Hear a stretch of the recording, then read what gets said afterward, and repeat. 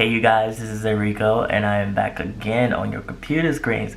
Of course, coming at you guys with a topic that has been going on for a little while amidst this whole unleash of the coronavirus on the world, and it's starting with this video that was posted online, sparked by the target of East Asian Americans and also East Asian elderly people from their motherland, and them being attacked. The most famous video was these boys attacking this elderly man and throwing cans at him. And then it went from there to show a whole bunch of other videos of people attacking and assaulting people that have blood running through their veins, like you and me and anyone else. And people thinking it's okay because they think that they started this virus. And I want to make clear that no one should be attacking other civilians. You all should be mad at the overall power struggle between the Chinese government and America, and how this is so shrouded in mystery of how this actually started. But we all know for sure that the Chinese government and its leader definitely had a part in this, and how the whole race war, I feel like, is being sparked between two races because this country's leaders made something and spread it on the world, and now what they're trying to do is they're trying to find every scapegoat that they can.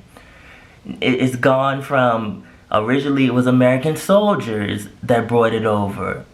Now it's people with darker skin complexions.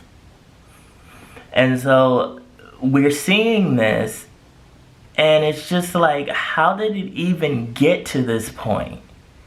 How are you mistreating a group of people that have been in Asia, have started families, have businesses, have respected the culture, and actually know how to speak the language? They're saying that this is their fault. So every single person of a darker complexion has to get out of their home, isn't allowed basic health care rights.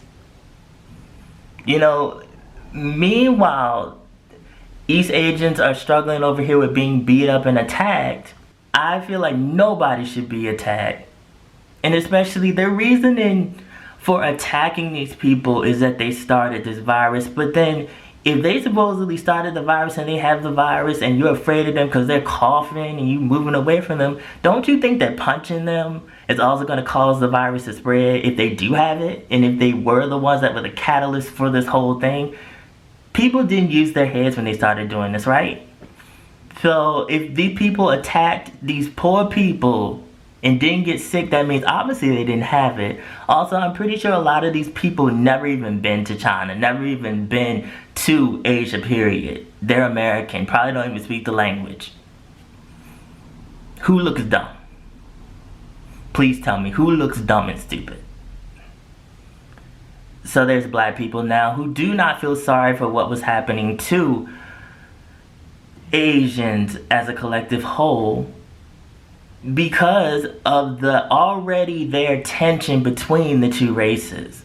This has always been here, even before all of this happened with the coronavirus. And I do understand the stance. I do sympathize with people for just being human and suffering, but at the same time, we did suffer. And no one stood up for us. And I'm not talking about the collective people that did come out for Black Lives Matter. I'm not talking about the people in the East Asian race that do care and do support. You all are out there, I see you. But I also don't want to cheapen this video by saying not all East Asians do this. Because you should know, I shouldn't have to say this, if you deep down do not have any type of negative feelings toward a group of people, then you should know automatically I'm not talking about you. So it's for all of this to just keep going on, and for even just East Asian people to not really understand where we're coming from. It's like we sympathize, but then we're not gonna march for you all and champion for you all. Because for one, there's stuff going on with our kinfolk over in China, and no one is really talking about that over in the East Asian community. And we, as a community, are like, well, welcome to the club. We were always attacked too. I've been attacked in the streets. And you know, I wasn't beat down like some of those people in those videos. But I have definitely been almost assaulted, and it was not fun. So it's like, we need to come to a common understanding that there's definitely an issue. There's an issue where you have some East Asian YouTubers coming out and saying that, you know, well, we need to come together, and it shouldn't be that this certain community is mad at Asians, but you don't understand what we as a community have done for East Asians, even with the civil rights movement and us taking the blunt of a lot of the horrors that came from that, from the lynchings to being hosed to dogs mauling some of us to death. And even back then, there were East Asian allies in that movement. But for the most part, we had to go and do all of that ourselves.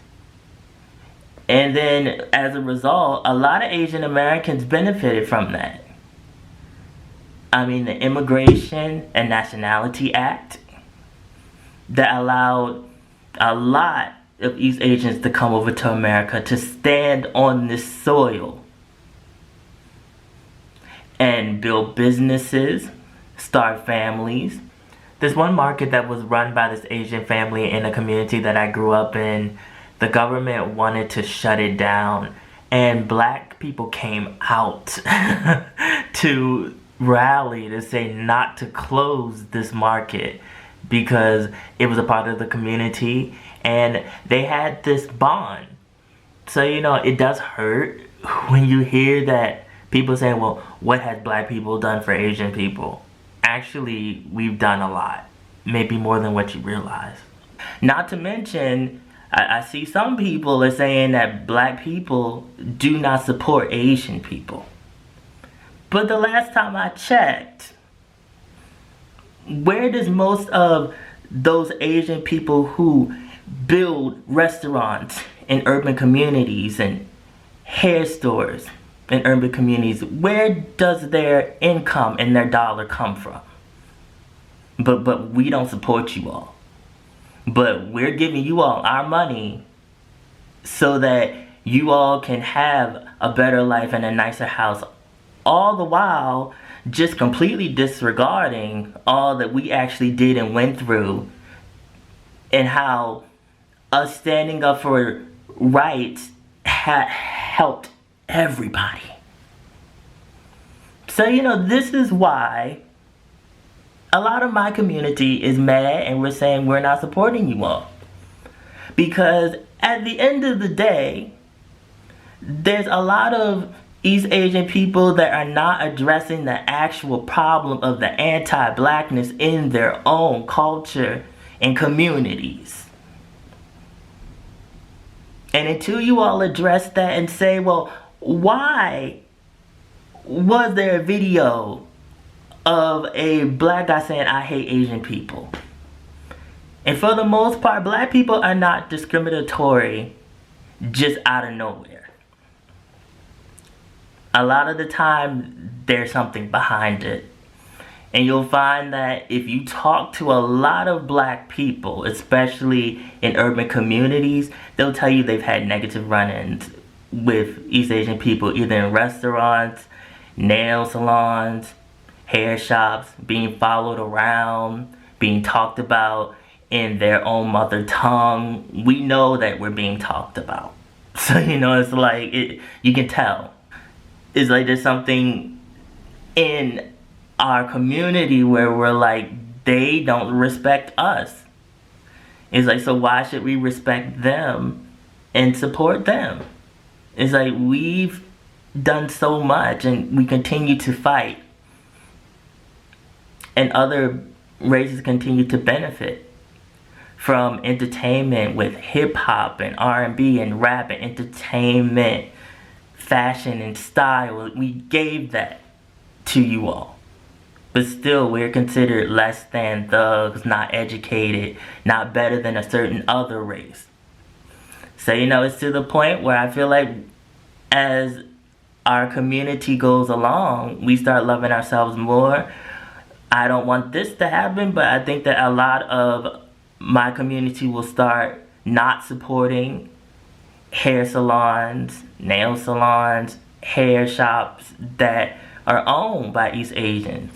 And I'm actually excited for this more natural hair movement. I mean, Viola Davis on How to Get Away with Murder more recently looks beautiful. I love how she looks with her afro. So we'll be okay. We're always the trendsetters. We're always the ones that create things and other people join in. We're the cool cats. Always have been. But I do hope that people watch this video and they take something away from it and they realize, what is the problem in our own communities where we can't come together, because there is problems. And until they're addressed, we can't come together as communities and fight for one cause. And for some of the East Asian Americans and people that are in denial, you're part of the problem. I'm sorry. You are. If you're East Asian, whether born in your motherland or American, and you've been around someone, either your family, friends, close loved ones, who has said something racially insensitive about black people and you stood by and didn't say anything, then you are part of the problem. We need to come to a point where wrong is wrong. And I've been in these situations. I had a Korean friend who I used to hang out with all the time in college, and then I had a whole lot of black friends. I used to always sit and, talk and chat with my Korean friend. One time, one of my black friends saw us talking. She came over, sat down. We all had like a nice little time talking and having fun. Talking about different cultural stuff because my Korean friend worked at a fried chicken joint and he mostly was only servicing black people. So it was fun to like talk about all of that. But then after he left, my friend, she was like, yeah, you and your little egg roll friend. And I was kind of like, okay. So listen here, this is what we're not gonna do. We are not gonna sit up and say anything racially insensitive about my friend, and if you don't like it, we just not gonna be friends anymore. You wouldn't like it if he said anything about us for being black, so we're not gonna do that to him. I mean, that's my friend, that's my dude. So, you need to learn how to stick up for people. Because when wrong is being done and you can't voice an opinion, and I know in East Asian culture that they're known to be more passive, that's just their culture, but we're in times now, especially when fighting for rights, that you all need to really stand up and have something to say instead of being on the sidelines and in the back. And then when it becomes real and major and close to home, you all want to be up here like, oh, well, look at us, look what's happening to us. But it's been happening to other people the whole time. So, it's like you all are getting that wake-up call that it could happen to any one of our communities. It just happens more to one than the other. East Asian people, in a way, are very blessed. They don't have to worry about being shot out in the street because of the color of their skin. They don't have to worry about going around wearing a hoodie and being seen as a thug. They don't have to worry about their natural hair that grows out of their head being seen as messy and unprofessional. Even though you might be a person that's never held a gun, never had a criminal record, never done anything to anyone but existed. You all got that model minority label, which is a headache, but it's not as bad. It's not. Just think about it for a second. My community will stop being so hostile once we see change in your community. So this is a lot to think about, you guys.